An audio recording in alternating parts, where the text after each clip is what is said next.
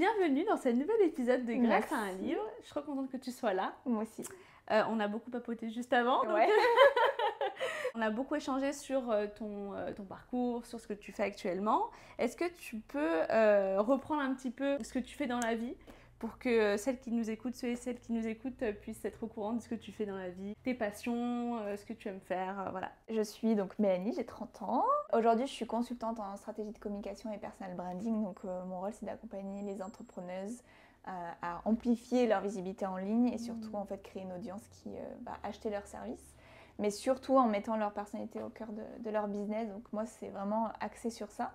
Et à côté de ça, donc, je suis à temps plein dans mon job. J'ai vraiment envie, voilà, je suis entrepreneuse depuis 3 ans. Je suis revenue des États-Unis il y a 3 mois maintenant, parce que j'ai vécu 1 an et demi aux États-Unis et en Californie. C'était une super bonne expérience avec mon chéri, du coup, Christophe. Mes passions, quelles sont mes passions? J'adore connecter les gens, j'adore regrouper les personnes. J'adore les histoires, je suis passionnée d'histoire, enfin alors pas de l'histoire en général, mais des histoires des personnes, de leur parcours. J'adore découvrir voilà, ce qu'elles ont traversé, ce qu'elles ont appris de tout ça, comment elles peuvent le partager aussi. Ça me passionne beaucoup de pouvoir partager, redonner en fait ce que tu apprends aux autres. Un peu la psychologie en fait. J'adore la neuroscience, j'adore la psychologie, mais j'adore le côté vraiment, tu apprends quelque chose et tu le redonnes en fait, tu vois. Alors vraiment, tu peux donner des outils et des clés à d'autres personnes qui ne les ont pas encore, comme moi, on me les a donnés en fait finalement. Donc le partage, je pense que ça c'est important. Je suis passionnée de spa. J'adore prendre soin de moi. T'as trop raison. Voilà, j'adore prendre soin de moi, j'adore me faire masser, j'adore prendre soin de moi, c'est le sport aussi, les soins beauté, tout ça. Enfin, moi, j'adore prendre soin de moi dans tous les aspects. Les animaux aussi, c'est quelque chose qui me passionne beaucoup. Ouais, moi aussi. Ah, ils sont apaisants. Ouais. Ils sont tellement apaisants. Et puis, c'est de l'amour pur, tu vois. Ah ouais, c'est sain. C'est sain, c'est inconditionnel, c'est vraiment... C'est génial. T'as des chats, des chiens? J'ai un chat qui me relaxe beaucoup, qui m'apaise beaucoup. Et non, après, mon goal avec mon chéri, là, c'est on va voyager. Du coup, notre but, c'est d'être digital nomade du coup, pendant 1 an et demi. Et après, quand on rentrera et qu'on saura où est-ce qu'on veut se poser, du coup, on prendra au moins un chien chacun, je pense. Ah ouais. Mais l'idée, donc, ce serait de partir dans des pays différents pour voir vraiment lequel te correspond et lui correspond le plus. Des pays, des villes, enfin vraiment d'explorer un peu le monde et de voir où est-ce que nous, on peut se sentir le plus... en tout cas à l'instant T, bien pour pouvoir que ça regroupe tout nos... Parce que je suis très famille aussi, donc moi c'est que c'est important d'être connectée à ma famille. Ça me dérange pas d'être loin, mais de pouvoir en fait, et c'est pour ça que je fais ce que je fais aujourd'hui, que je construis mon business, parce que pour moi c'est construire ma liberté de temps et financière. De pouvoir en fait avoir le temps de les voir si tu as envie prendre un avion les voir, et tu vois, d'être bien là où je vis, c'est très important mon environnement, de pouvoir me sentir bien où je suis. Et en même temps, si j'ai envie d'habiter du coup à 9000 km d'eux, de pouvoir quand même prendre un avion ou leur prendre un avion et les loger, etc. Tu vois. Donc, c'est d'allier les deux. Quoi. Bien sûr, trop important.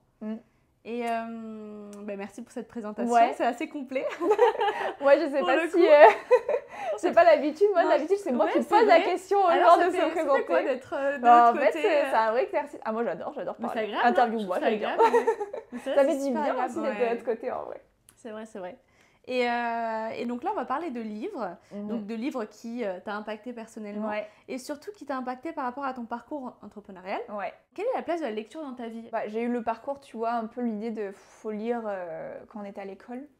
Genre des voilà. Moi, j'étais pas du tout littéraire, pas du tout scientifique. Moi, j'ai fait ES, donc du coup, c'est très factuel, tu vois. Et c'est vrai que la lecture, c'était voilà.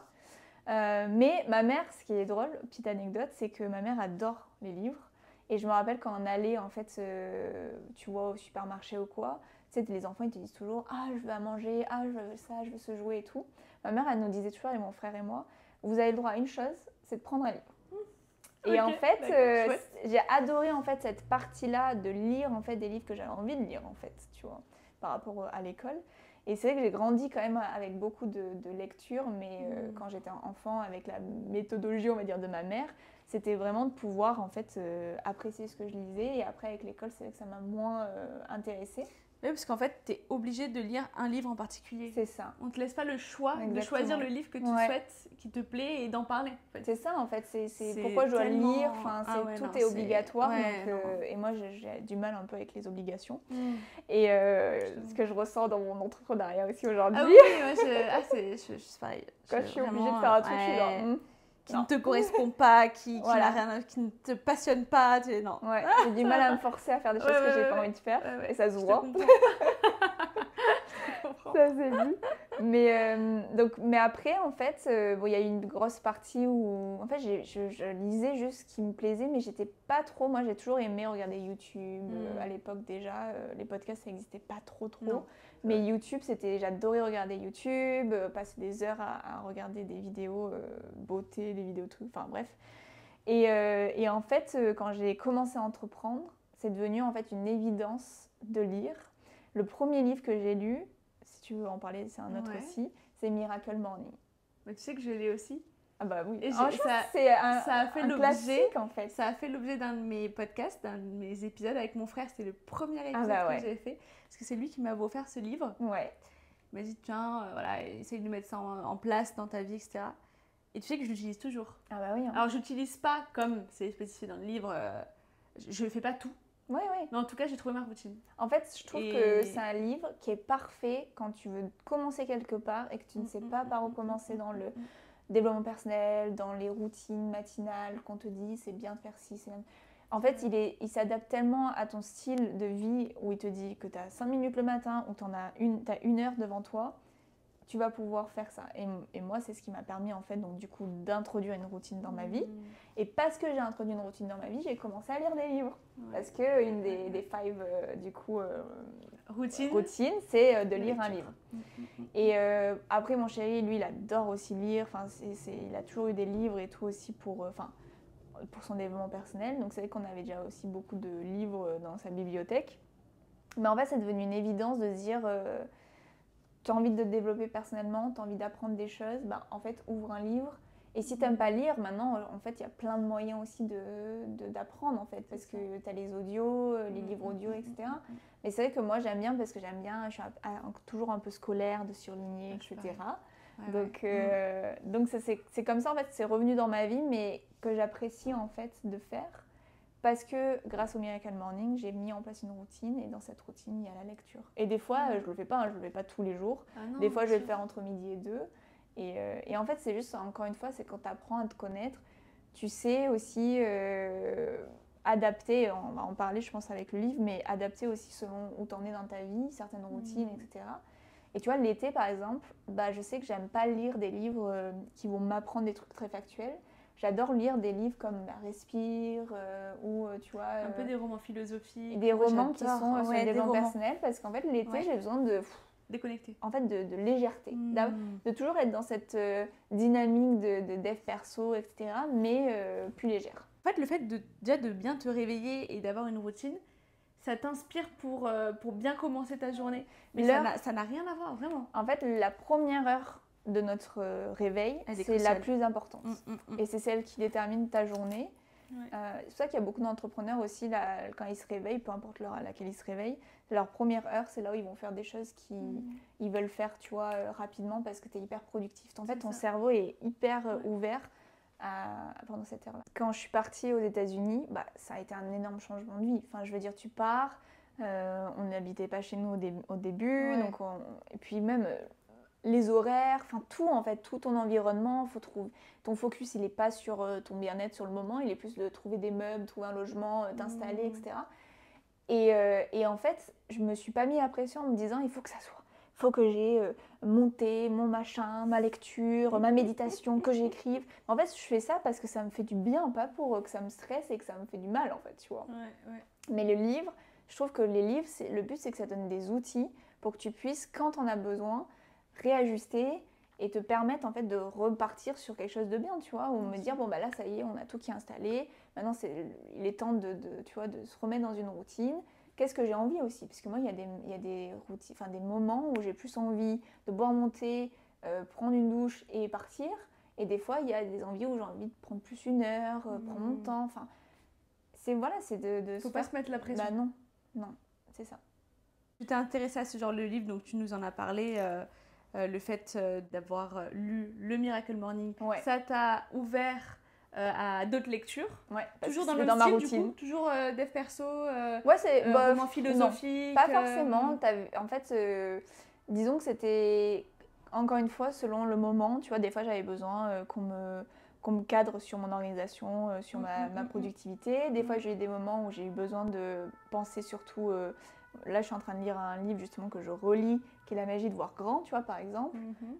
Ensuite, ça a été des money mindset, enfin des livres Père riche, Père pauvre, tu vois. Enfin, en fait, ça dépendait le moment. C'était toujours dans quelque chose qui est quand même. Est-ce qu'on le regroupe dans du dev perso? Oui, tu vois. Alors, je dirais même plus, parce que c'est vrai que dev perso, je trouve que je préférais plus le mettre dans l'apprentissage. Ouais. Dans le sens où c'est plus des livres qui t'apprennent quelque chose, exactement, ouais. qui te permet d'évoluer, ou tu fais face à une problématique et tu as besoin pour débloquer un petit quelque chose dans ta vie.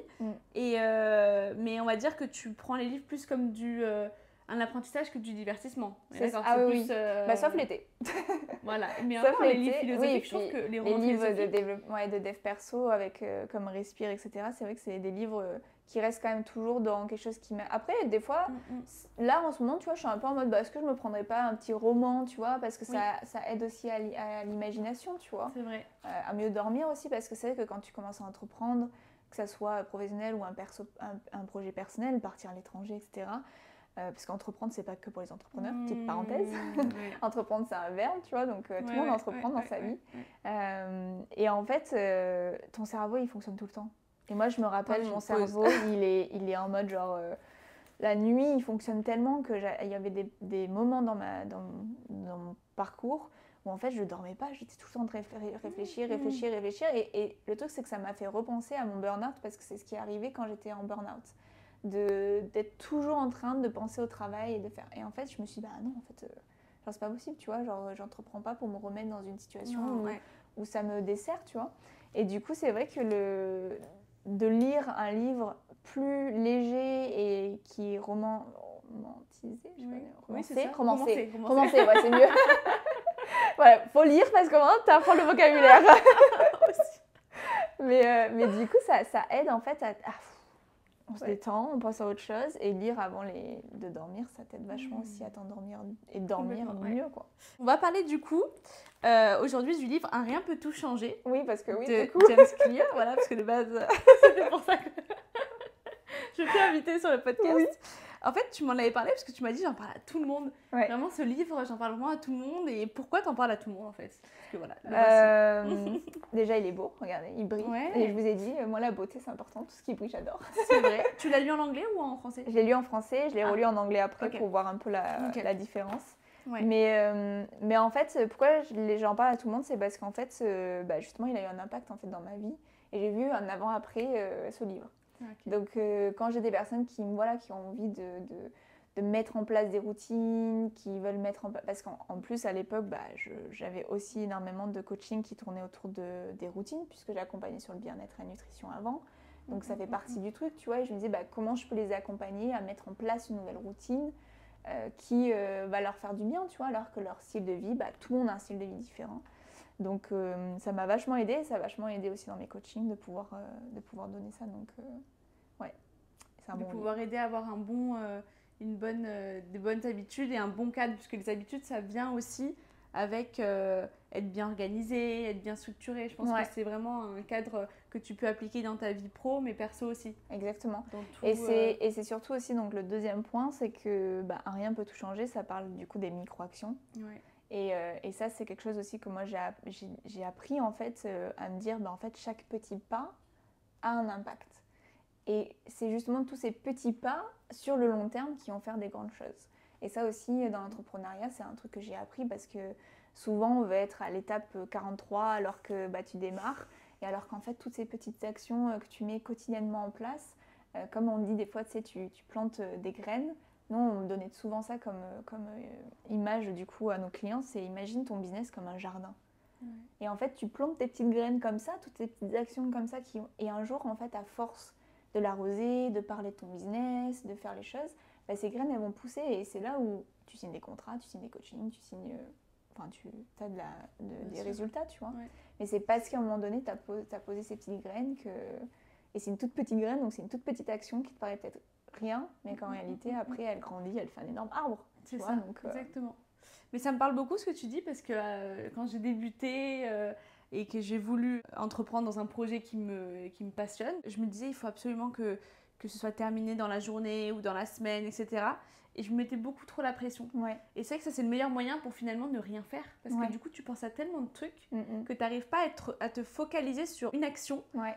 Et du coup, vu que tu es éparpillé, l'action que tu dois faire, tu n'es pas à fond dedans et tu pars un peu dans tous les sens. Tu vois. Oui, c'est ça. En gros, ton cerveau, il a besoin d'avoir des résultats directement. Ouais. C'est pour ça que c'est difficile de perdre du poids, prendre du poids, des choses comme ça, parce qu'en réalité, ou faire tes premiers clients, c'est parce qu'en fait, tu es tellement en mode genre, je veux un résultat comme ça, que si tu l'as pas, c'est en mode, oh, c'est trop dur ou ça marche pas.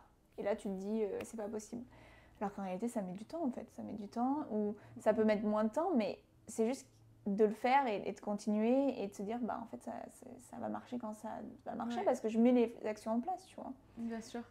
Et je pense que dans ce cas-là aussi, il faut aussi avoir un pourquoi qui est important pour pouvoir continuer. Bah, tu vois, c'est ce que moi je fais avec mon coaching dans justement l'identité de marque, c'est ça en fait, c'est on travaille ta vision, ton impact que tu vas avoir, mais surtout on travaille le why. Enfin ton why c'est ton pourquoi. C'est le cœur en fait. C'est le cœur de ton projet.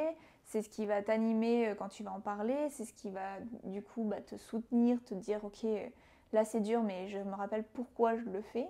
Et en fait c'est super important de le travailler au démarrage parce que c'est justement, ça va te faire gagner du temps parce que si tu te rends compte que c'est pas le projet que tu as commencé à initier n'est pas vraiment lié à ton pourquoi, ou en tout cas c'est pas la forme que tu as envie de prendre pour véhiculer ce que tu veux. Amener, en fait, tu peux changer plus rapidement de direction et du coup, ne pas perdre de temps sur quelque chose, même si chaque chemin a un... Et enfin, t'apprends de tes erreurs, etc. Mais c'est vraiment pour moi, le why, il y a un livre aussi sur ça qui est super important. Et moi, je fais souvent l'exercice avec mes clientes de leur poser 7 fois, en fait, c'est 7 niveaux de profondeur pour leur dire pourquoi, en fait, mais pourquoi, et pourquoi. Et pourquoi? Parce qu'en fait, ça aussi, c'est que souvent, tout seul, on se dit pourquoi, on se dit c'est pour ça. Et en fait, plus tu vas connecter à l'émotionnel et à ce qui est au fond, en fait, de toi, plus ça sera fort, en fait. Bien sûr. Et puis, je pense que quand tu as des moments de doute, c'est quand tu as un pourquoi fort, puissant, que tu n'abandonnes pas. Ah c'est sûr. C'est le moteur. Hein. C'est pas ta motivation. Hein. C'est pas ta motivation. Hein. Il faut pas attendre derrière la motivation. C'est pas une compétence de motivation. Non. Par contre, ton pourquoi, c'est le moteur, quoi. Clairement. C'est un bon exercice de se dire, de le faire en 7 étapes. Mais c'est bien de le faire avec quelqu'un parce que t'as un peu ce truc de. En gros, imaginons, on te dit pourquoi t'as lancé ton podcast. Tu vas me répondre quelque chose et je vais dire pourquoi et je vais reprendre tes mots que tu as dit. Et en fait, on va les creuser. On peut aller jusqu'à... Ils disent qu'on l'utilise pour un autre truc, je crois, mais en gros, ça va aller 7 fois en profondeur. Tu peux peut-être arriver avant, tu vois. Et c'est vrai que tu commences à creuser. Comprendre pourquoi vraiment tu... Et en général, les clientes avec lesquelles tu fais cet exercice, elles pleurent. Ah. Elle perd de joie ou elle perd de... En fait, c'est ça, c'est que tu puisses avoir en fait une connexion tellement émotionnelle que tu pleures de joie ou tu pleures généralement, c'est de joie parce que ça touche en fait. Tu vois, ça touche quelque chose où tu te dis, mais enfin, ça me fait du bien de te le dire parce qu'en fait, je me rends compte que c'est ça en fait, c'est pour ça. Mais elle le trouve directement? Ou c'est compliqué? Des fois, ça dépend. Il faut aller creuser. Après, moi, je ne suis pas dans le coaching. Donc, c'est-à-dire que mon chéri, c'est pour ça qu'on s'est associés, c'est que mon chéri, lui, il est dans le coaching. Donc, quand tu vas dans le coaching, c'est beaucoup de questions. Et là, tu vas aller chercher encore plus parce qu'il y a des peurs au milieu. Il y a des choses, tu vois, qui peuvent ressortir, des croyances, des choses que tu te dis. Donc là, le coaching, c'est lui qui gère souvent la partie vraiment why émotionnelle. Moi, je vais plutôt chercher la version... on va dire, pour que tu puisses l'utiliser après dans ton branding, qui est un peu plus, pas superficiel, mais qui est un peu... technique peut-être. Ouais, qui est peut-être plus, comment dire. Lui, il va aller vraiment chercher le côté émotionnel. Moi, je peux aller le chercher, mais je sais que à un moment donné, ça va suffire pour construire son branding, tu vois. J'ai compris. Toi, du coup, tu te qualifies comment plutôt? Consultante. Consultante. En fait, quand tu dis coaching, après, voilà, c'est encore une fois se mettre dans des cases ou pas, hein, mais c'est que le coaching, c'est censé être du coaching, c'est quand tu, du coup, poses des questions, que, en fait, tu amènes la personne à réfléchir et c'est elle, en fait, qui trouve ses réponses. Après, ça t'empêche pas, moi, je trouve, c'est mon opinion, mais ça devrait pas les empêcher non plus, des fois, d'aller un peu plus vite, entre guillemets, et de leur dire plus que leur poser la question, mais tout dépend la situation avec la personne. Alors que consultante, pour moi, c'est vraiment stratégique, tu vois, c'est vraiment, j'ai des stratégies, je sais, j'ai des outils, c'est concret, factuel, voilà comment, tu vois, demain tu veux être plus visible, je vais te donner telle ou telle stratégie selon ce que toi tu aimes, ce que tu veux et tout. Et c'est ça qu'on s'est associé avec mon chéri, c'est parce que des fois, tu peux avoir toutes les stratégies que tu veux, mais si tes peurs t'empêchent de passer à l'étape d'après, en fait, t'es bloqué. Tu vois, par exemple, on rencontre beaucoup de personnes là qui sont bloquées sur choisir leur cible. Parce que c'est niché, c'est se limiter, peu importe les croyances que tu te dis. Moi, je peux leur donner toutes les questions qu'ils peuvent se poser pour définir leur cible, mais si au fond d'eux ou d'elles, la croyance est que si je choisis, ça veut dire que je me limite, donc que je ne vais pas avoir de résultat, en fait, ça ne marchera pas. Donc c'est là où Christophe rentre en jeu pour travailler cette croyance, péter cette croyance limitante, comprendre, et du coup, avancer, tu vois. D'accord, c'est super intéressant pour le coup. Dans son livre, Ouais. il parle d'une méthode révolutionnaire. La méthode révolutionnaire qui va bousculer vos habitudes. C'est quoi cette méthode? Est-ce que tu t'en souviens? Je t'avoue que je ne me souviens pas de la méthode révolutionnaire, mais je peux te dire de ce que moi j'ai trouvé être la méthode révolutionnaire. Je pense que c'est encore mieux. Ouais, parce que je pense qu'en vrai, il y en a plein dedans. Toi, tu te souviens ou pas? Oui, parce qu'en plus, j'ai repris quelques passages. Ah oui. Et donc, c'est vrai qu'il expose justement, en fait, je l'ai même noté là, les 4 lois de changement d'habitude. Avec le déclencheur, qui est l'évidence. L'envie, qui est l'attractivité. La réponse, qui doit être facile. Et la récompense, c'est la satisfaction. La récompense. Et voilà, il va dire comme quoi rendez les bonnes habitudes inévitables, les mauvaises impossibles. C'est un peu moi, en fait, ce que j'ai retenu du livre, énormément, qui a été du coup révolutionnaire, moi en tout cas dans ma vie, c'est que la première chose, c'était de stick, en fait, de coller une habitude qui est déjà très ancrée dans mon quotidien pour en introduire une autre. En gros, imaginons tous les matins, une habitude que j'ai qui est pour le coup, elle, toujours la même depuis des années, c'est de me lever et me faire un thé. Ça, c'est tellement automatique, c'est ce qui fait une habitude d'ailleurs, c'est que ça soit automatique, que tu n'y penses plus, même te laver les dents, les choses comme ça finalement. Mais tu vois, moi, c'est ça. Et en fait, quand j'ai voulu, du coup, introduire la lecture, je me suis dit, dès que je bois un thé, j'ouvre mon livre. Tu vois? Et en fait, moi, c'est ce qui m'a vachement aidée avec ce livre-là, c'est qu'il explique ça, le fait de quelque chose qui est super automatique pour toi, si tu veux en fait introduire une autre habitude qui est nouvelle, stick là à une qui est automatique. C'est super intéressant. Mais encore une fois, comme on disait tout à l'heure, je l'adapte à chaque fois en fait. Ça veut pas dire que c'est quelque chose que je fais tout le temps. Si j'ai pas envie de lire le matin, je vais pas le faire, tu vois. Mais pour introduire en tout cas une nouvelle habitude que je me dis, ah tiens, là je sens que, je sais pas, tu vois, j'ai envie d'aller 3 fois par semaine au sport. En fait, je vais me dire, à chaque fois que je fais, je sais pas, que je termine ma journée, je vais préparer mes affaires de sport la veille. Pour qu'en fait, dès que je me lève, je me mets en tenue de sport. Et en fait, c'est d'avoir des enchaînements comme ça, d'avoir vraiment des choses qui sont tellement automatiques chez toi que celle d'après, elle suit naturellement avec celle que tu as l'habitude en fait, de faire. Bien sûr. Et en fait, de me lever et de me mettre directement en tenue de sport, je pars au soir en fait. Oui, en fait, tu te poses même pas la question. C'est comme par exemple quand tu as un livre, tu mets un livre sur ton lit, tu vois, pour pouvoir te dire, quand je vais m'endormir, je vais lire 2-3 pages du livre, tu vois, au lieu de poser ton téléphone à côté de toi. Exactement, mais c'est toujours se faire le même, entre guillemets, au début, ça te demande de faire toujours le même enchaînement. C'est-à-dire que, imagine, donc, tu te mets en pyjama, tu te nettoies le visage, tu te mets dans le lit, tu prends le livre. Et au début, ça va te demander de faire vraiment l'effort du geste, en fait. Et après, comme des fois, on se dit, c'est automatique, tu sais, je fais ça automatiquement. C'est vrai. En fait, c'est pas. Non, c'est parce qu'en fait, au début, ça l'était pas, mais avec le temps, parce que tu fais toujours la même chose, ça devient une routine, en fait. Donc ça, c'est le premier point qui m'a beaucoup, beaucoup aidé à apprendre à introduire une routine. Donc maintenant, une habitude. Donc maintenant, quand j'ai une habitude que je me dis, ah tiens, ça j'aimerais bien le mettre, bah en fait, ça, je sais le faire. Et ça veut pas dire que je vais la garder toute ma vie, tu vois, parce que des fois, comme on dit, ça sera plus utile ou peu importe. Mais par contre, je sais faire maintenant, tu vois. Et le deuxième point, c'est que il conseille en fait le soir, la veille, donc pour le lendemain, de en fait préparer ta journée. Et ça, c'est quelque chose qui m'a beaucoup aidée parce qu'en fait, le fait de préparer la veille pour le lendemain ma journée, donc c'est-à-dire que, après j'ai appris beaucoup d'autres méthodes, mais tu vois, moi je me mets toujours 3 priorités maximum dans ma journée. Et en fait, de préparer par exemple mon planning, parce que je fonctionne beaucoup par time blocking dans ma journée, de préparer ma journée le lendemain, rien que de dire, tu vois, de 9h à 11h, je suis au sport, après je mange avec mes parents, après je fais ça, ça, ça, ça. Bah en fait, le matin quand je me réveille, j'ai un but. En fait, je me réveille beaucoup plus avec l'envie de faire ma journée. Parce que avant de ne pas le faire, c'était bon, bah, je sais pas trop quoi faire, je sais que j'ai ça à faire, et en fait, je mettais vachement de temps à démarrer ma journée, en fait. Même après une routine, tu vois. Mais juste, tu vois, c'était... Alors que là, d'avoir une perspective sur ce qui allait se passer le lendemain dans ma journée, tout en étant flexible, parce que le but, c'est pas d'avoir une vie comme ça non plus. C'est en fait de préparer comme ça. J'étais genre, je suis lancée et je suis vachement plus productive en fait.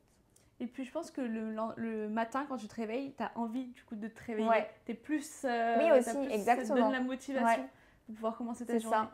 C'est ça, c'est vraiment, tu te dis, allez, j'ai une bonne journée qui c'est m'attend, je me lève, j'ai plein de choses à faire. En plus, il y a un peu cet engagement aussi, moi j'ai appris ça aussi, c'est de m'engager envers moi-même, tu vois. De me dire, ben, tu vois, là j'avais fait l'exercice récemment avec mon chéri, de me dire, j'aimerais bien quand même donc introduire plus de sport et tout, machin. Et en fait, on se dit souvent, bah, qu'est-ce qu'elle te dirait, la Mélanie, dans 5 ans, qui a un business qui tourne, qui, tu vois, réussit, comme donc toi tu l'imagines et tout. Elle te dirait comment elle a fait pour introduire ça dans son quotidien, tu vois. Et en fait, de te projeter, tu trouves les réponses à tes questions. Et maintenant, il n'y a plus qu'à les appliquer, tu vois. T'as l'air d'avoir une bonne routine quand même. Ouais. T'es calée sur le sujet. J'avoue que l'organisation en productivité, là, c'est dans mon domaine, ouais. C'est dans ton domaine. Moi, j'ai appris beaucoup de choses. J'ai testé aussi beaucoup de choses et j'ai raté beaucoup de choses. Enfin, en fait, encore comme on disait, c'est se lâcher aussi la grappe des fois, de pas être non plus en mode genre il faut. Déjà, si tu dis il faut, c'est pas bon. Tu vois, après, je pense que après d'être trop organisé, c'est pas bon non plus. Parce que c'est vrai que je te parle personnellement, à un moment donné, moi j'étais trop organisée. Et c'est vrai que bah, du coup, tu laisses pas place à la spontanéité ou s'il va t'arriver des événements. Exactement, et t'es frustrée. T'es frustrée parce que tu te dis, ah ben j'ai ça à faire, mais j'avais pas prévu ça. Donc, mais bon, du coup, tu loupes une opportunité, une occasion. Donc, je pense que c'est aussi bien d'ajuster et d'être flexible et de ne pas être trop buté. Mais moi, ça m'a pris 2-3 ans à arriver à ça parce qu'en fait, l'humain en fait va essayer les extrêmes. Tu vas aller hyper à droite, ensuite tu vas aller tu vas aller super à gauche et puis au fur et à mesure, tu vas un petit peu plus te rapprocher du milieu et c'est normal et c'est parce que justement tu essayes et que tu dis OK, ça marche pas très bien, ça marche bien et que tu ajustes et puis surtout tu t'adaptes selon ton évolution parce qu'encore une fois, aujourd'hui tu es ici mais demain tu es peut-être à Bali, tu vois, et en fait, moi je trouve ça c'était un jeu pour moi, tu vois, de me dire OK, là ça bloque. Moi j'étais comme ça à un moment donné, j'avais genre tout mon time blocking quand j'ai commencé en fait à expérimenter le time blocking, j'avais pas un seul moment en fait de répit entre les blocs, tu vois. Et en fait je me disais, je sais pas, une journée j'ai tout prévu bien, j'ai une copine qui passe me voir et boire un café. Du coup ça décale, tu vois, et t'es là, et t'es frustrée, et t'es un peu... Et du coup tu profites pas, enfin... Alors que c'est ça, tu finalement, profites pas en fait avec la personne du coup. C'est ça. Après, c'est encore une fois trouver la balance entre tu t'es engagé envers toi-même de prendre tant de temps pour faire ce que tu as à faire, fais-le, tu vois. Maintenant, et c'est pour ça que les outils comme ça, c'est hyper intéressant, c'est des outils pour t'aider en fait à ajuster tout le temps. Et pas être frustré parce que tu l'as pas fait comme tu l'as imaginé. C'est d'arriver justement au final à faire ce que tu avais à faire, mais d'être flexible sur ça et en même temps être engagé sur ce que tu avais prévu de le faire, tu vois. Mais il faut essayer, pour moi ça a mis des mois et des années. Ce que je fais souvent, c'est que j'essaye de dire moi à mes clientes de faire quelque chose pendant 3 mois, parce qu'on dit souvent le cycle des 90 jours. Je dis essaye de faire quelque chose, la même chose, Déjà pas 1000 choses en même temps, parce que ça aussi, il faut arrêter d'essayer de changer toute sa life d'un coup. Non, c'est pas possible. Comment Ouais. juste d'introduire à te lever j'ai fait cette erreur aussi, mon chéri à chaque fois il se moquait un peu parce que je lui disais bah là c'est bon, je me lève à 6h tous les matins alors que je me suis jamais levée à 6h, je me levais à 8h, tu vois. Au lieu de faire de 8 à 6, fais peut-être de 8 à 7h47, voilà, ou 7h30. Et tu sais, petit à petit, tu grattes. Et puis surtout, quand tu veux te lever tôt, il faut aussi te coucher plus tôt. C'est ça aussi. Au lieu de te coucher à 21h au lieu de 1h du matin que tu as l'habitude, bah, fais un. Ouais. Et c'est ça, en fait, aussi, les micro-actions, c'est des mini steps, mais en final, avec le temps qui sont devenus, bah maintenant, j'arrive mieux à me lever, tu vois. C'est ça, il va pas te dire, voilà, faut changer du jour au lendemain, pas du tout, justement, c'est ça qui est bien dans ce livre-là. Ouais. Et quand tu parles de time blocking, ça veut dire quoi en français? C'est bloquer des temps, ouais. Okay. En gros, tu bloques un temps, imaginons aujourd'hui, tu vois, j'ai bloqué mon temps de 10h à midi avec toi. Et après, je sais que de, je sais pas, 13h à 14h, je vais me focaliser sur mon Instagram, sur la création de contenu. De 15h à 17h, je vais me focaliser sur la création de YouTube. En fait, c'est de bloquer des temps pour des tâches, des thématiques spécifiques et tu mets tes tâches à l'intérieur, tu vois. D'accord. Et ça, c'est donc du coup, maintenant que tu sais qu'est-ce que tu dois faire, tu n'as plus 50 000 idées dans la tête et donc je pense que tu es plus tranquille pour pouvoir être focus sur une tâche. Ouais, exactement. C'est ça qui est important. En fait, c'est déjà, quand tu connais ton énergie, donc avec les chronotypes, tu connais ton énergie dans le mois, dans la semaine, dans ta journée aussi, parce qu'il y a des journées où, imaginons le lundi, tu es super productive, le vendredi, tu l'es peut-être moins. Donc c'est aussi de connaître où est-ce que tu poses tes priorités. Et, tu vois, moi je sais que le vendredi, je suis hyper chill, j'ai vraiment toujours ce truc de c'est vendredi, c'est bientôt le week-end, tu vois, même en entrepreneuriat. C'est fou, ouais. Et en fait, je suis toujours en train de mettre des choses qui me demandent pas en fait trop de réflexion. C'est des choses un peu qui sont naturelles, tu vois, je vais créer ma couverture YouTube, tu vois, enfin des choses comme ça qui sont plus dans mon flow en fait naturel plutôt que des choses très stratégiques où je vais devoir réfléchir, par exemple les hooks de mes posts Instagram, ça me demande quand même de l'effort, de réfléchir, pourquoi ça, donc il y a ça, et en fait effectivement d'avoir en fait une clarté, enfin pour moi la clé c'est beaucoup de clarté en fait sur ce que tu as à faire, bah en fait tu le fais, parce que c'est justement quand tu es dans le flou que tu commences à t'éparpiller.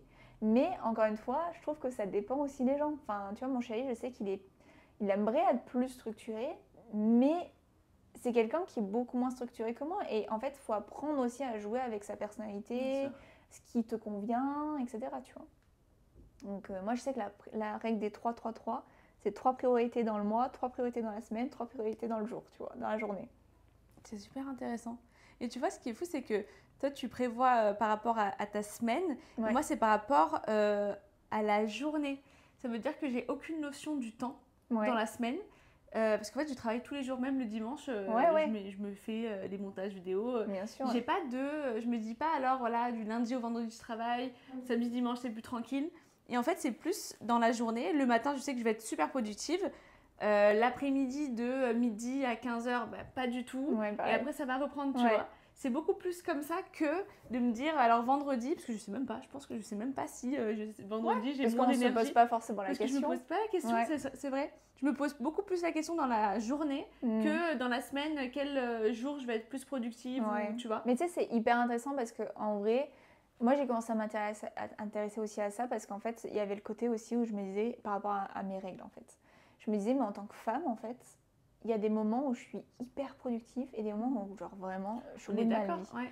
Et en fait, j'ai commencé à me dire, ok, parce que moi, j'ai vraiment envie Après, c'est moi qui suis comme ça, mais j'ai vraiment envie d'optimiser énormément mon temps parce que j'ai toujours eu ce truc, quand j'ai commencé en tout cas l'entrepreneuriat, de me dire, je suis pas productive, je suis pas, tu vois, enfin, j'étais très organisée, mais pas productive. Et c'était vraiment un focus, c'est pour ça aussi que je me suis beaucoup formée à la productivité.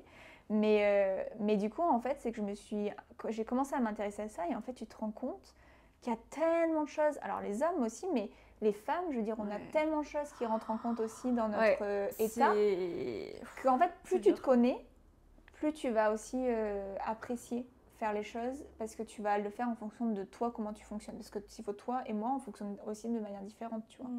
Mais en fait, d'apprendre à te connaître, de savoir, moi, je sais que dans le mois, quand j'ai la semaine avant mes règles, je suis dans une énergie tellement basse, je ne suis pas créative, je suis pas... Donc, je sais que quand ça arrive, de suivre du coup le flow de mes cycles, c'est de me dire, ok, cette semaine-là, je vais peut-être moins mettre de rendez-vous, de choses, tu vois, où ça va me demander, peut-être au lieu de faire 3 rendez-vous clients dans la journée, j'étais en train de faire plus qu'un, tu vois.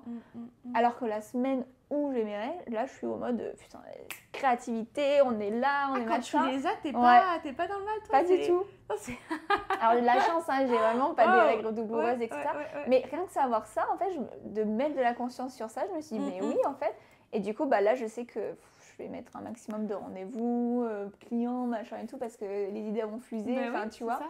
Et ça, c'est tout simple, mais en fait, tu te connais. Moi, et c'est important de te dire ça parce que moi, j'ai plutôt tendance à me dire, oh là là, j'ai pas le droit, en fait, d'être pas bien, en fait, tu vois. Bah ouais, et du coup, je me dis, bah non, même si j'ai mes règles, imaginons, et que je me sens pas bien, bah, je continue quand même ce que j'ai à faire. En fait, en oubliant, et du coup, je n'écoute pas mon corps. Et parce que je me dis, bah non, mais il y a plus grave, ou je dois le faire quand même, tu vois. Ouais, s'autoriser. En fait, c'est de mettre toute ta vie au service. En fait, aujourd'hui, si tu entreprends en plus un projet, c'est que tu as envie de te mettre. Enfin, que tout tourne autour de toi, tu vois. Que tu ne dépendes plus d'aucune autre personne autour de toi. Bien sûr qu'il y a des obligations, ou en tout cas des engagements, des choses qui tu vas moins aimer faire. Mais moi, je crois vraiment profondément qu'aujourd'hui, la vie que je me suis construite, c'est la vie qui me rendra un maximum heureuse, en fait. Genre, j'ai pas envie de m'obliger quand... voilà, même aujourd'hui, j'ai même pas besoin d'attendre quand j'aurai un business à 10K, 100K, je sais pas combien. J'ai envie que mon style de vie, en fait, aujourd'hui, il soit selon moi ce qui me fait du bien, en fait, tu vois. Et comment je peux faire ça? Bah, c'est en apprenant à me connaître, en fait. Et donc, toi, tu pars du principe aussi que même au début de lancer ton projet, tout ça, on peut s'accorder du temps. On n'est pas obligé d'être à fond dès le début.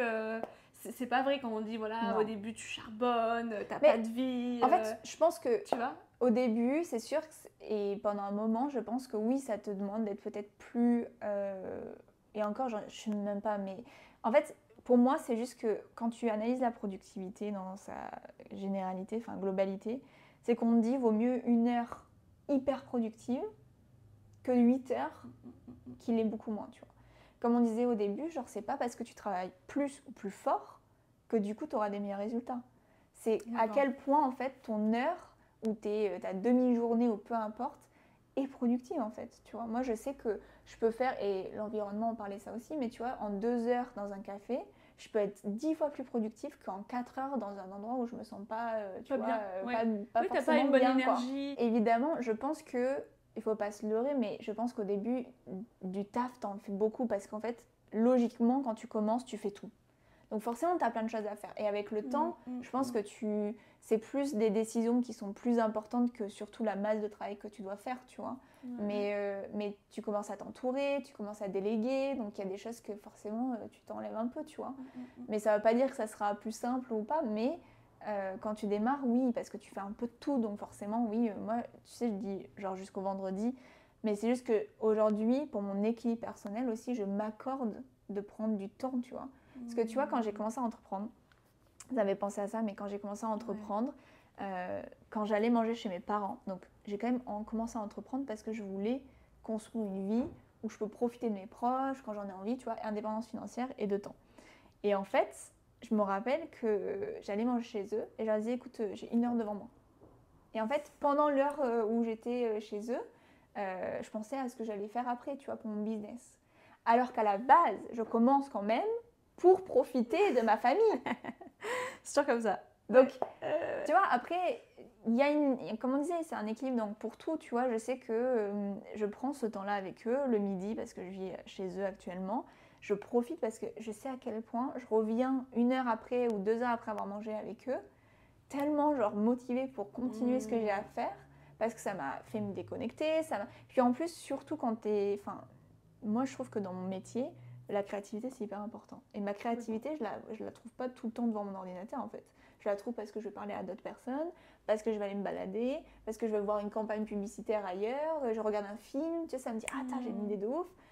Et en fait, c'est faire du sport, parce que moi, après, j'aime bien tout ce qui est spiritualité, etc. Mais quand tu fais du sport, par exemple, du yoga ou des choses comme ça, mais même tout type de sport, tu te reconnectes vachement à l'instant présent et à ton corps. Et moi, je sais que j'ai des idées des fois au sport qui me viennent. Vite, vite. Mais c'est ça. Bah oui, c'est ça. Et à un autre endroit, je crois que je te l'avais dit à l'apéro, un truc comme ça, je t'avais dit, moi j'ai mes meilleures idées sous la douche. Ah oui, alors comment pas du tout, non, vraiment. Mais tu vois, non mais quand tu te réveilles, tout le monde a ses trucs différents, mais tu vois, moi je sais que mes meilleures idées, je les sous la douche, vous allez m'imaginer sous la douche. Mais en fait, je pense que le fait que ça soit chaud, que tu sais, genre je sois vraiment dans l'instant présent, je me connecte tellement, je sais pas, les idées elles fusent et je les écris derrière quand je sors de la douche parce qu'en fait j'ai pas envie de les oublier, tu vois. C'est trop important, mais tu vois, j'avais lu un livre d'ailleurs, peut-être que je vais te le recommander si tu ne le connais pas. Ça s'appelle Libérer votre créativité de Julia Cameron. Ok. J'ai adoré ce livre, c'est l'un de mes bests parce que justement, elle disait que la créativité, comme tu le dis, n'est pas uniquement quand tu es devant ton ordinateur ou quand tu es toute seule. C'est en faisant des balades, en connectant avec des nouvelles personnes, en dessinant. Et surtout, alors moi, ça me le fait beaucoup parce que je le fais maintenant, en écrivant. Tous les matins, j'écris 2-3 pages de ce qui me vient à l'esprit. Ça peut être par rapport à une problématique que je rencontre, mes émotions, sur plein de choses. Et des fois, je me dis, alors je bloque sur ça, je comprends pas pourquoi. C'est un peu un journal intime. Mais ce qui fait qu'après, des fois, j'ai des nouvelles idées que je dresse par écrit comme ça parce que j'écris en fait. Et c'est vrai que c'est très important de prendre du temps pour faire tout ça à côté. Et j'avais écouté aussi un podcast d'un entrepreneur qui parlait de productivité. Et il disait comme quoi, lui, pour structurer sa journée, entre guillemets, il travaillait pendant 4 heures tous les matins sur ses zones de créativité, donc en fait, sur la création de nouvelles idées, etc. Qu'entre midi et 2, il mangeait au resto, etc. Qu'il allait faire une séance de kitesurf, par exemple. Et après, qu'il rentrait chez lui et de 19h à 22h, par exemple, il reprenait le travail. C'est ça. Donc ça veut dire que tu as une vie hyper équilibrée où tu peux te consacrer sur tes projets, aller voir un ami ou te faire une balade, etc., promener ton chien, te remettre au travail. Et je pense que pour moi, personnellement, c'est plus important d'avoir cet équilibre-là que de charbonner toute la semaine et de me dire « Ah, c'est bon, je suis en week-end ». Moi, il y a quelque chose qui résonne quand tu dis ça, c'est quand je travaillais, donc pas pour mon business, pas pour moi en fait, que je travaillais avec les agences et tout. En fait, j'avais beaucoup la notion du travail, c'est dur, tu vois. Ou le travail, c'est pour te payer les factures, voilà. Moi, c'était en tout cas de la croyance que j'avais. Et en fait, en commençant mon business, je me suis dit, en fait, j'adore travailler.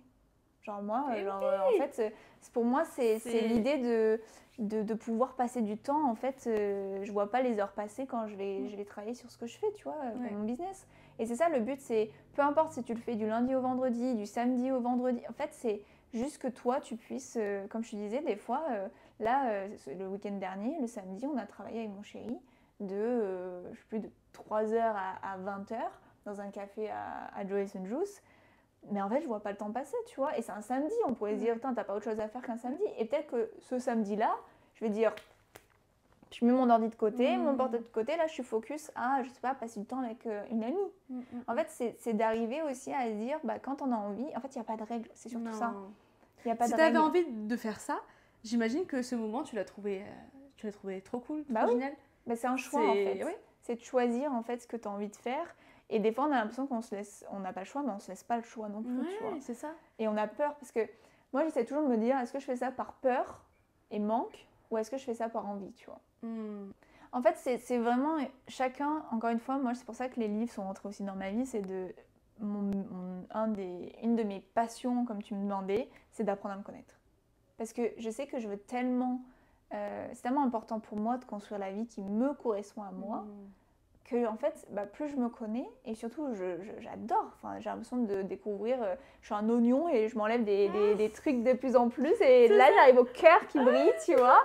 Et du coup, c'est vraiment ça, quoi. Et moi, j'adore, et c'est une de mes passions, et c'est ce qui m'a permis de commencer aussi, quand j'ai peur, de me rappeler justement mon why, c'est je sais que je vais pouvoir, apprendre à me connaître, et c'est super important. 2, moi, c'est inspirer les personnes et redonner.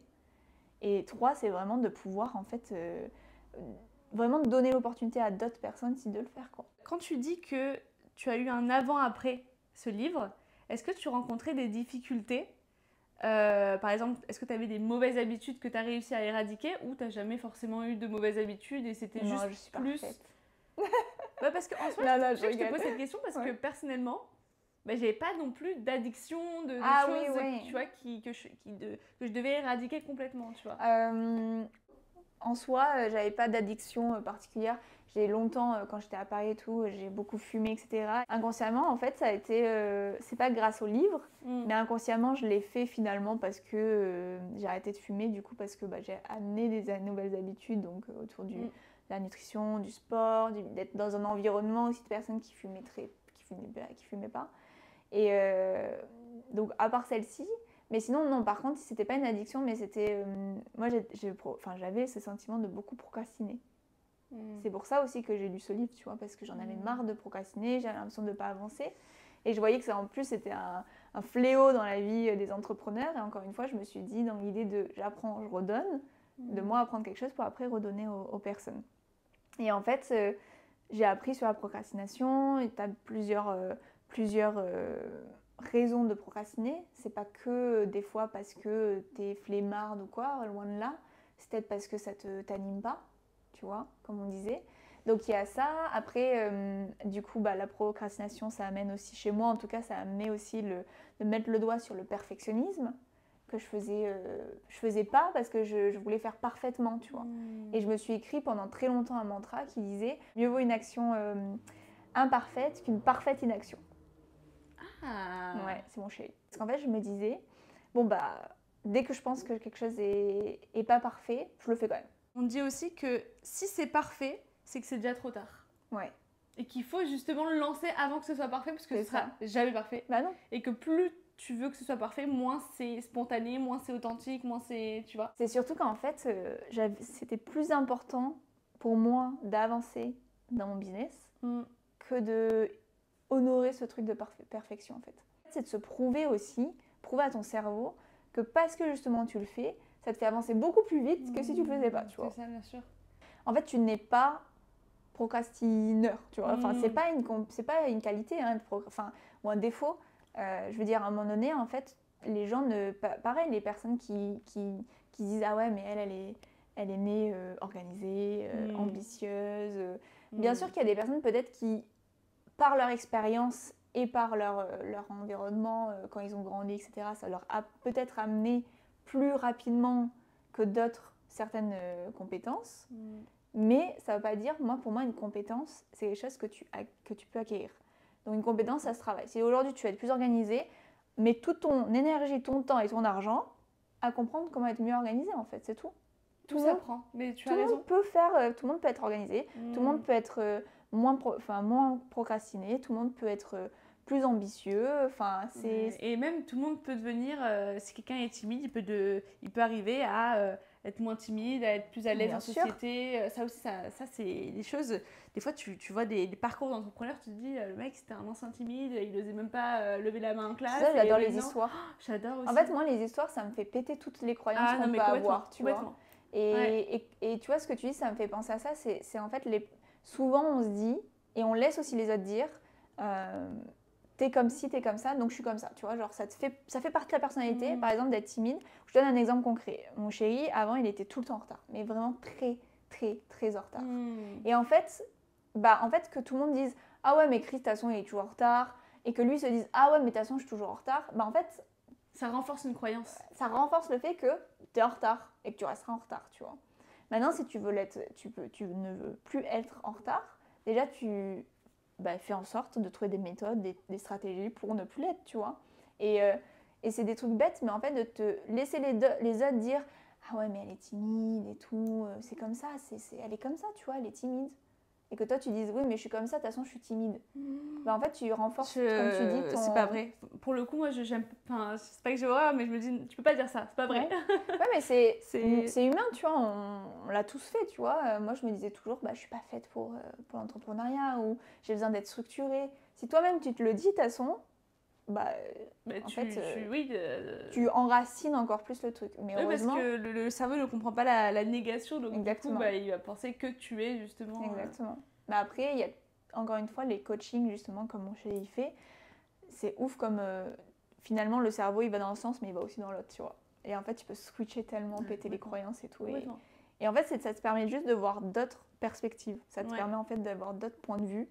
Et en fait, tu te dis, ah ouais, en fait, j'avais jamais vu sous cet angle-là, mais en vrai, je peux le faire. C'est super quoi. puissant, ouais. Ouais.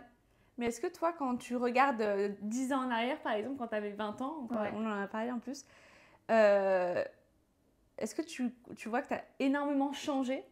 Ouais. C'est comme si j'avais plus conscience en fait de qui j'étais, de ce que j'ai envie d'améliorer. En fait, j'ai mis plus de conscience sur ouais, en fait, ce qui me rendait pas heureuse, ce qui me rendait pas service dans ma vie, En fait, j'ai mis plus de conscience sur tout ça. Et en fait, je pense que... Enfin, non, je pense qu'il y a une partie de moi qui était déjà là, mais j'ai juste optimisé, comme on disait, un Pokémon, qui je suis aujourd'hui. Et je sais que j'ai encore une longue voie devant moi pour Oui, encore... on se connaît pas encore. Voilà, Je mais pense qu'on se connaîtra vraiment jamais. en fait, c'est aller gratter tous les tout petits millimètres à chaque fois qui te permettent d'apprendre mieux à te connaître. Par contre, ce qui est vrai, c'est que je suis profondément beaucoup plus heureuse avec moi-même qu'il y a 10 ans, ça c'est sûr. Moi aujourd'hui, tu vois, ça a été vraiment mon parcours, ça a été de jamais me mettre en fait au centre de ma vie, tu vois. C'était quelque chose où en fait je m'autorisais pas à exister. Tu sais, j'étais toujours en train de vouloir plaire à tout le monde, de mettre mes mecs en premier, tu vois. Genre, je suis quelqu'un qui est extraverti et qui a pas de mal à être vu, mais en même temps, tu vois, c'était toujours la personne en premier, son bien-être en premier, tout ça. Et en fait, ça m'a tellement, ça m'a détruite de pas faire, de vivre comme ça, qu'en fait, le moment où c'est arrivé, je me suis dit plus jamais de ma vie, je me fais passer après quelqu'un. D'accord. Est-ce que tu t'es dit ça avant ta nouvelle relation? Oui. C'est après mon burn-out en fait. D'accord. Okay. Que ça soit professionnellement ou personnellement, en fait, je m'étais effacée de la planète, tu vois. Genre, je le ressentais comme ça. Je m'étais effacée de la en fait, la société. Je n'étais plus là en fait. J'étais plus connectée à ce qui était important pour moi. Je m'écoutais plus. En fait, je m'étais effacée. Et j'ai mis du temps à me pardonner aussi d'avoir fait ça parce que c'est un process. Il y a le burn-out, mais aussi le pardon de t'être fait subir ce que tu t'es fait subir, tu vois. C'est un autre sujet, mais tu vois, c'est vraiment et en fait, c'est pour ça qu'aujourd'hui, je fais ce que je fais parce que j'ai envie d'être juste la main tendue à ces femmes qui veulent s'autoriser à briller, à être entendues, à se mettre au centre de leur vie, tu vois. C'est vraiment le truc. C'est ton pourquoi et qui est profondément ancré. Exactement, tu vois, même là, quand je t'en parle, tu vois, c'est dans le... Tu vois tu sens l'émotion là. Mais c'est ça, parce qu'en fait, c'est tellement important pour moi de me dire, mais t'as le droit en fait. T'as le droit de t'autoriser, t'as le droit que ta voix soit entendue, de briller, d'être qui tu es, et surtout de te sentir tellement ancré et bien avec toi que t'as pas besoin de l'amour des autres en fait, tu vois. Complètement. Et c'est un plus en fait. Et ça veut pas dire que moi j'adore mes amis, j'adore ma famille, j'adore être aimée, etc. Mais je sais que l'exemple que je donnais là récemment, c'était justement quand tu commences à t'exposer, tu t'exposes aussi aux critiques, tu vois. Les critiques non constructives. Et au début, tu vois, c'était vraiment en mode, genre ça m'a mis en colère, ça m'a rendu triste, etc. Et en fait, avec le temps, parce qu'aujourd'hui je sais pourquoi je fais les choses, je sais pourquoi, tu vois, je travaille sur moi, je donne aux personnes et tout, en fait ça m'atteint beaucoup moins. Parce qu'en fait, j'ai pas besoin de cette personne-là et qu'elle m'aime en fait, tu vois. Surtout que tu la connais même pas cette personne. Ouais, mais souvent c'est ça, tu vois. Regarde, sur les réseaux, on se dit souvent, ils vont penser ça et en fait, on sait même pas qui va penser ça, tu vois. Mais on se projette et en fait, il y a eu ces premières étapes et maintenant il y a ces étapes-là où, heureusement que ça arrivé, tu vois. Moi, je suis hyper reconnaissante qu'il ait mis son commentaire. Parce que grâce à ça, ça m'a permis de vivre toutes ces émotions-là, de travailler sur ces émotions-là, de les comprendre. Parce qu'en fait, c'est ça surtout, c'est que avant, j'étais tout le temps en train de me dire, si tu ressens des choses négatives, t'es pas censé les ressentir, tu vois. En fait, je m'autorisais pas du tout à ressentir ces émotions négatives. Et en fait, avec le temps, parce qu'il y a eu tout ce travail, burn-out, travail sur soi, patati patata, aujourd'hui, je comprends en fait pourquoi les émotions négatives existent. Et en fait, au lieu de les ignorer, en fait, quand elles sont là, elles sont là. Et au lieu d'aller contre mes émotions négatives, en fait, j'essaye de les comprendre et de comprendre quel message, en fait, tu vois. Et moi, j'avais adoré cette métaphore, en fait, de David Laroche, justement, qui disait « Tes émotions positives et négatives, vois-le comme un cockpit dans un avion. Si, quand il y a un problème avec l'aile, le bouton rouge ne s'allume pas, tu vas te cracher, en fait. Bien sûr. Alors que s'il voit le signal, tu peux gérer. C'est une bonne...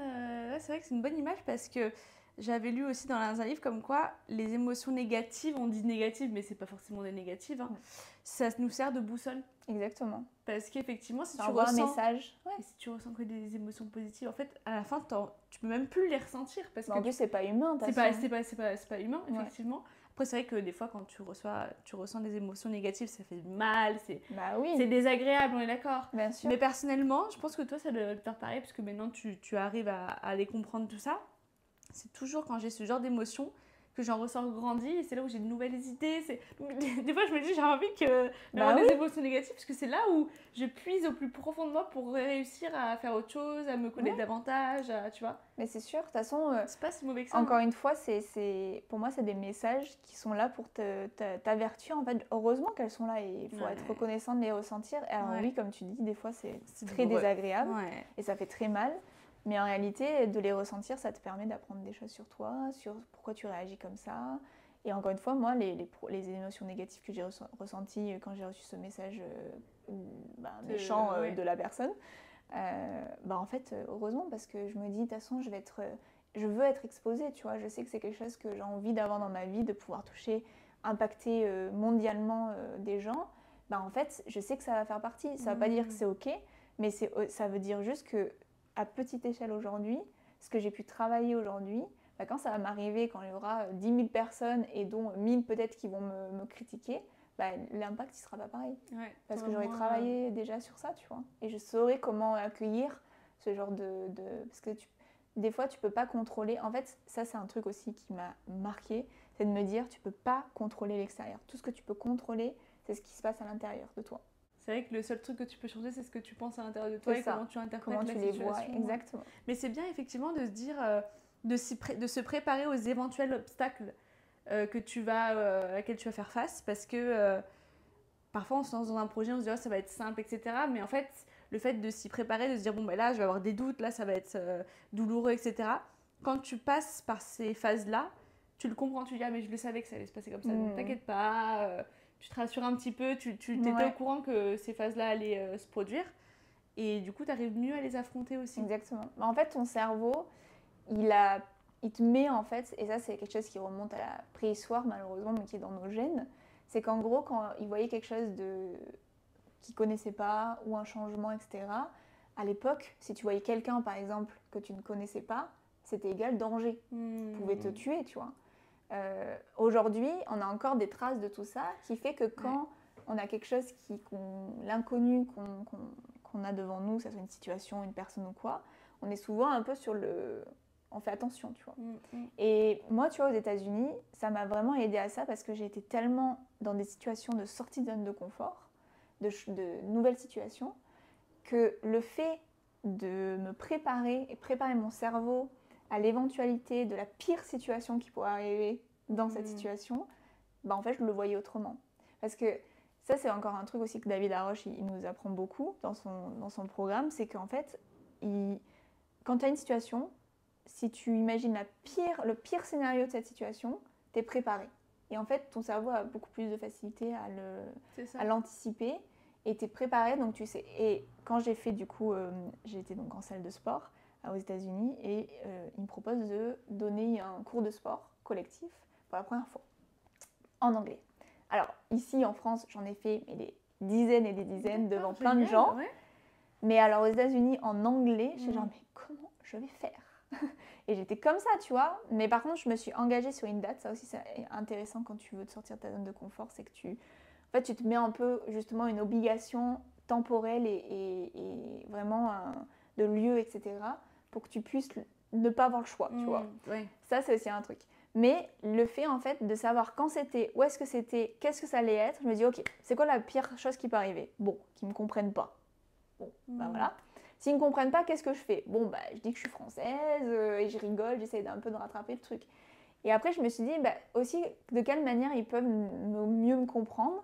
C'est un cours de sport, les gens, en vrai, ne t'écoutent pas, tu le sais, ils regardent surtout ce que tu fais.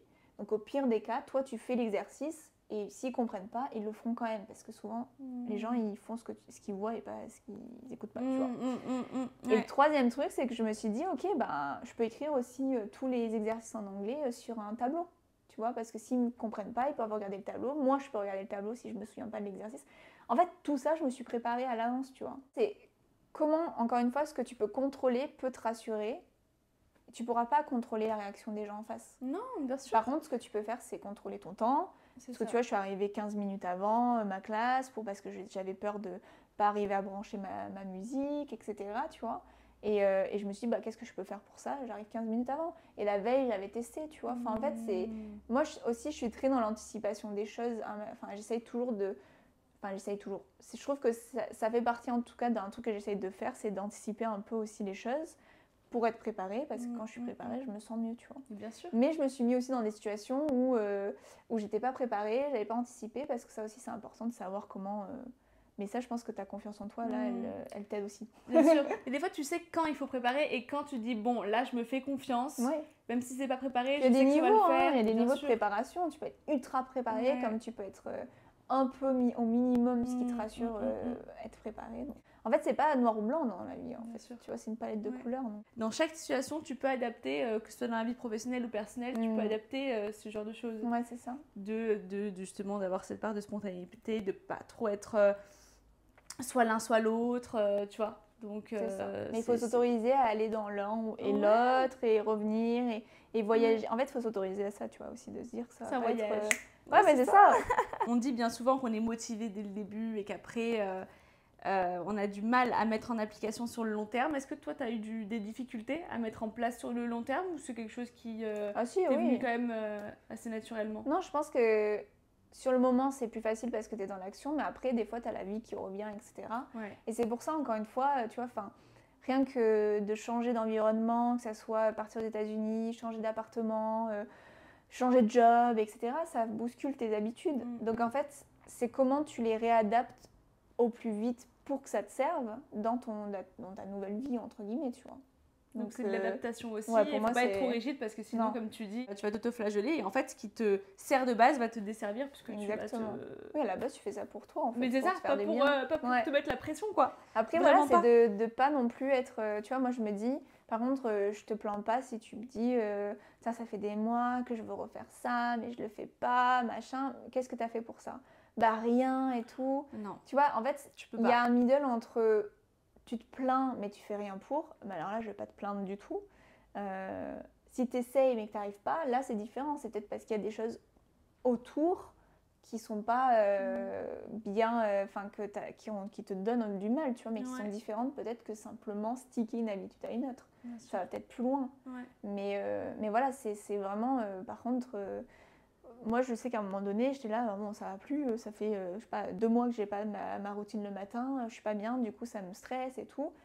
Qu'est-ce que tu fais pour changer? Parce que si c'est pour te plaindre et rien faire, là, non, tu vois. Après, il y a des degrés de difficulté aussi. Il y a des personnes qui ont des mauvaises habitudes tellement ancrées que ça va être beaucoup plus compliqué pour elles de mettre en place cette technique-là. Mais l'important, c'est de vouloir, c'est d'avoir vraiment la volonté de vouloir changer et de se mettre à l'action. Ouais. C'est exactement les deux. Je te dis, moi, pour avoir entendu tellement, comme on disait, d'histoires différentes, je me dis que rien n'est impossible en fait. Non. Ça veut pas dire que tu vas le faire du jour au lendemain comme ça veut pas dire que ça va être simple, mais si quelqu'un l'a déjà fait, moi je me dis toujours ça quand j'ai peur de quelque chose ou que je doute sur quelque chose, je me dis est-ce qu'il y a au moins une personne sur Terre qui l'a déjà fait? Oui. Donc, tu peux le faire. C'est ça. À qui tu recommanderais ce livre? Je le recommanderais honnêtement à toutes les personnes qui ont envie de justement d'introduire en fait des nouvelles habitudes, qui ont du mal à le faire déjà, qui se disent peut-être depuis plusieurs mois je veux faire ça mais je ne trouve pas comment le faire. Donc ça, je trouve que ça va être adapté à ces personnes-là.